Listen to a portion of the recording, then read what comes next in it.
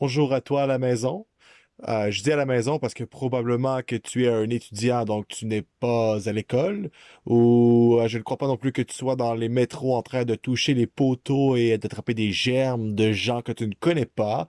Alors, bonjour à toi à la maison parce que tu m'écoutes clairement de la maison. Nous sommes maintenant rendus au neuvième balado de Plan Maître et aujourd'hui, je suis seul. Ben oui, je devais être avec d'autres personnes pour faire le balado, mais à cause du coronavirus, tous les plans ont dû changer à la dernière seconde. Et puis, je me ramasse vraiment, vraiment tout seul dans la pièce, même que je n'ai aucune équipe technique avec moi. Je suis vraiment seul. Alors, puisque nous sommes dans l'ère du COVID-19, on avait pensé de faire un épisode thématique, disons-le comme ça. Et puis, la thématique se tourne vers la pandémie.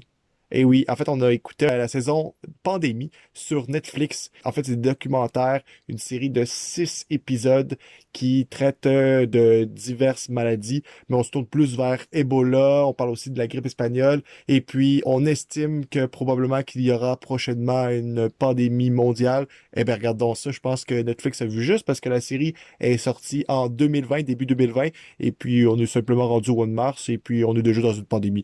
Alors, hasard, oui, mais quand même, Netflix a fait un bon coup en prédisant une prochaine pandémie. De toute façon, ça fait des décennies qu'on l'a prédit, cette pandémie-là, donc c'est pas un gros guess qu'ils ont pris en affichant ce choix-là dans leur série. Alors, je vais parler aujourd'hui de pandémie. Pandémie qui est vraiment facile d'écoute parce que c'est l'arc narratif est super simple, ça s'écoute. On peut écouter un épisode, par exemple, on pourrait simplement écouter l'épisode 3 et puis on comprendrait parfaitement les enjeux, même s'il y a beaucoup d'intervenants dans l'émission qui sont dans plusieurs épisodes. Ils sont faciles à repérer, on comprend rapidement c'est quoi leur rôle, c'est quoi leur métier, et puis on n'a pas besoin d'écouter la saison au complet pour vraiment prendre les informations et les assimiler. C'est pour ça que c'est intéressant, là. De toute façon, c'est souvent le cas avec les documentaires, quoique il y a quelques exceptions. Et puis, chaque épisode, il y en a 6, je le répète, et sont divisés en chapitres. Donc, ça, c'est vraiment intéressant de voir qu'on a pris la peine de vraiment le diviser. On a l'impression de lire un livre, écoute. Donc, l'épisode 1, parce que je les ai tous écoutés, l'épisode 1, on parle beaucoup du rôle du personnel de la santé et des membres de la communauté scientifique. Donc, on fait vraiment un tour d'horizon de s'il y a une pandémie, qui seront les principaux acteurs qui vont pouvoir aider au niveau de la santé. Alors, on parle beaucoup de eux, puis c'est fun parce qu'on voyage pas simplement aux États-Unis, mais on va également en Inde, au Vietnam, au Congo. Dans l'épisode 1, on fait également un retour sur la grippe espagnole qui a sévi à la fin de la Première Guerre mondiale et un petit peu après, qui a fait plus de morts que la Première et la Deuxième Guerre mondiale réunies. Parce que c'est vraiment la dernière grande pandémie qu'il y a eu.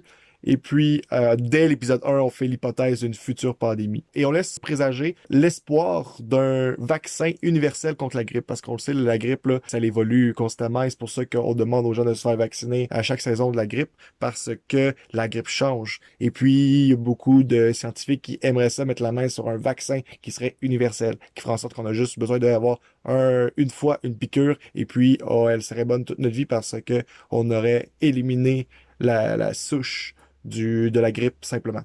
Donc, dans l'épisode 2, on parle du vaccin et puis on voit vraiment les opinions qui, par rapport au vaccin vont diverger. On a des gens qui, par exemple, on a une famille dans l'Oregon qui est complètement contre le vaccin. On voit leur point de vue. L'émission Pandémie reste quand même neutre par rapport à ça. On voit pas une petite teinte qui penche d'un côté ou de l'autre. C'est sûr qu'on voit aussi des infirmières qui sont tout à fait pour le vaccin parce que on voit le cas d'une femme qui, elle est à la frontière américaine et puis son rôle, c'est d'accueillir les immigrants qui arrivent à la frontière mexico-américaine et leur donne un vaccin parce que souvent ces gens-là vont entrer au pays, aux États-Unis, et puis vont avoir avec eux la grippe et puis la contamination peut faire une boule de neige facilement. Alors, on a aussi la famille de l'Oregon qui, eux, sont complètement contre parce que ça va contre leurs valeurs. Dans l'épisode 2, on fait également l'historique du virus Ebola. Si on a fait l'historique de la grippe espagnole dans l'épisode 1, là, c'est le tour de l'Ebola. On s'entend que c'est peut-être plus proche de nous. On a peut-être plus de connaissances par rapport à l'Ebola parce que justement, c'est plus frais en notre mémoire. L'épisode 3, on parle de la propagation de virus qui se fait souvent grâce à des animaux. Et on parle surtout du cas de la volaille, mais on va aussi avec les porcs. Là où c'est frappant, c'est qu'avec la mécanisation des fermes, on a de plus en plus d'animaux cloisonnés dans un même lieu, ce qui fait en sorte que si jamais on a un virus, on a une poule, par exemple, qui a le virus, eh bien, on va pouvoir le contaminer, le poulailler beaucoup plus rapidement parce qu'il y a plus de corps à aller visiter, d'autres potentiels clients de virus, disons-le comme ça. Alors, c'est pour ça également que souvent, quand on a un animal qui est malade, on va décider de simplement abattre tous les animaux de la ferme dans le même lieu, en fait, là, dans le même pour éviter une contamination. C'est pour moi ce qu'on voit dans l'épisode 3. L'épisode 4, on y voit le rôle des gens qui sont sur le terrain. Là, il va surtout avec l'Organisation mondiale de la santé, l'OMS. On visite le Congo, où est-ce que les gens là-bas sont parfois attaqués par la population. Les gens qui représentent, qui travaillent pour l'Organisation mondiale de la santé sont attaqués par les gens parce qu'ils ne veulent pas avoir de leur être. Donc, on a vraiment un clash de valeurs, un clash identitaire aussi parce que le vaccin ne sera pas nécessairement vu de la même façon. Il y en a qui vont voir ça comme une menace, puis il y en a d'autres qui vont voir ça comme un moyen de prévention. Dans l'épisode 5, on traite de la foi et des virus, parce que certaines personnes qui vont être croyantes vont voir les virus, les maladies, comme étant un châtiment divin, quelque chose qui vient de Dieu pour punir les humains. Il y en a d'autres aussi qui vont croire que la maladie n'est pas réelle, qu'elle a été inventée par l'homme et que ce ne sont que des ragots. Alors, il ne faut pas y croire, c'est juste que les médias et puis les gouvernements veulent conspirer. Il y a un complot qui serait derrière tout ça. Donc, des gens qui vont croire à la théorie du complot pour ce qui est des maladies. C'est également le cas au Congo où est-ce qu'il y a des gens de l'OMS qui doivent faire de la sensibilisation par rapport à l'Ebola. Ça, c'est peut-être plus en 2013, 2014, 2015, là, mais qui ont dû vraiment aller voir la population pour leur dire l'Ebola existe, on a des personnes qui ont été infectées, on a même des gens qui ont été infectés tout près de vous dans votre village. Maintenant, en fait, c'est de faire une espèce de cruise par rapport à la population pour que les gens ils finissent par nous croire, faire confiance parce qu'il y en a beaucoup, surtout au Congo, là, parce que là, dans l'épisode 5, c'est l'endroit où est-ce qu'on traitait. Il y a beaucoup de gens, des Congolais, des Congolaises, qui croyaient que l'Ebola était un complot de l'ONU.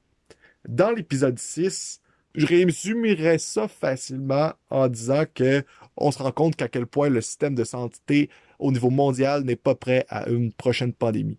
C'est pas très rassurant, mais bon, hein, c'est comme ça que ça se passe. En fait, si vous n'avez pas quoi faire là, pendant votre quarantaine, vous avez Pandémie, qui est 6 épisodes, c'est à peu près de 50 minutes chacun des épisodes. Alors, si vous voulez vraiment paniquer un petit peu plus, écoutez cette série-là. Sinon, il y en a plein d'autres qui sont beaucoup plus intéressantes parce qu'on diminue le risque d'anxiété.